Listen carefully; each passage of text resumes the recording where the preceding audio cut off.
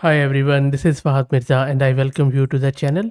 In this video, we are going to have a look at Diception, which is a visual generalist model that leverages the power of diffusion models to tackle multiple visual perception tasks. The model is designed to be efficient, requiring minimal training data and computational resources. Before I run this locally and then check it out, let me explain with some of the examples from their project page, and I will drop the link to it in video's description.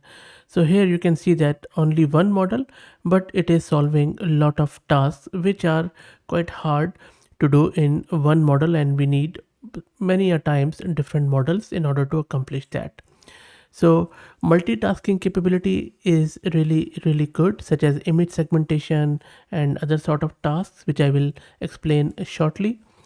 Also, the model requires a significantly less training data than specialized foundation models, and that has given it quite a competitive edge. Diception can quickly adapt to new tasks using as few as 50 training images and fine tuning less than 1% of its parameters. Plus, Diception can very quickly adapt to new tasks. The model's training process is very stable, and that eliminates the need for complex training recipes.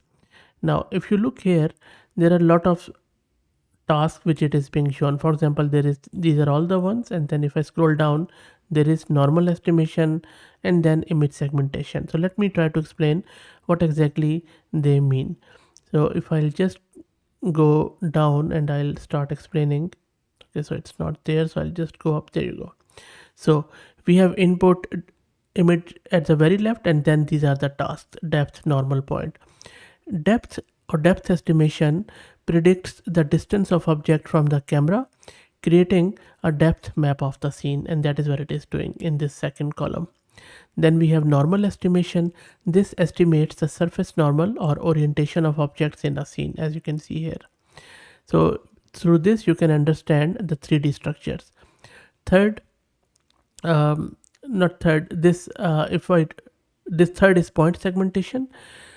Segmenting specific points or region of interest in an image, such as object key points or facial landmarks, is what this task is doing, which is quite important. And then we have this pose or human pose estimation. This detects the pose of humans in an image, including the location of joints and limbs, as you can see in all of these examples. And then we have this entity segmentation, which identifies and separates individual objects or entities in an image, such as car, people, or animal. There you go. And then we have this semantic one, or semantic segmentation, which classifies each pixel in an image into a specific category, such as, again, car, tree, or a building. So pretty good, I would say, in terms of all of these tasks. And of course, as I said earlier, the main thing is that it stands out because it does everything in one model. So let's try to get it installed, and then we will see how it works. There is a lot of benchmarking information which you can read through later on. Also, before I do that, let me give a huge shout out to Mast Compute, who are sponsoring the VM and GPU for this video. This is the VM I'm going to use, and this is my GPU card. Sorry, I'll just show you. NVIDIA RTX A6000 with 48 GB of VRAM, courtesy Mast Compute. If you're also looking to rent a GPU on very affordable prices, you can find the link to their website in video's description, plus a discount coupon of 50%. Okay, so the installation is fairly straightforward. All you need to do is to git clone the repo, and then from the root of the repo, simply run this app.py, and it is going to launch a Gradio demo. And now it is running on our local host at the default port. So let's check it out in our browser. And there you go. So Diception is running here locally. Let's try to do the inference here. So I'm just going to make it smaller to fit it on the screen. And then you can see these are the tasks which we can select. So depth, normal, or whatever. And then maybe you can just select the entity segmentation, human pose, and all that stuff. And then we can also set up the category. So let's run one of the examples from there which they have provided. So I just click on it. You see it has selected all of these tasks. Category name is person, and then this is the image, and you can select 5 points on it. So if you could closely look, there are 5 green dots on the image. So let's run it. It is running at the moment. Let's also check the VRAM consumption in real time. I think it is not even, maybe it is still loading. So let's wait for it to get loaded onto our GPU or produce the image, and then we will know how much it is consuming. And there you go, you see, so it has given us the detail about all the results, point segmentation, depth. If I scroll down, this is a normal image segmentation, human pose, and semantic segmentation. All of these as I explained earlier. And this is pretty cool, I would say. Let me select one of my own image from my local system instead of their sample. Let's click on this X. So I'm just going to randomly select the image. So okay, so let's go with this one, and then maybe let's select the 5 points. So this is 1, 2, 3, 4. I just want to also get the pose of it, so that is why I am selecting all of it. Maybe I'll just make it here. Let's see how it goes. And then I'll go just person is fine, all the tasks are fine, and then I'm going to just run it to see what happens. There you go, it is running. Let's wait. Let's also check VRAM consumption. So it is running on all CPU. It's very lightweight, it seems.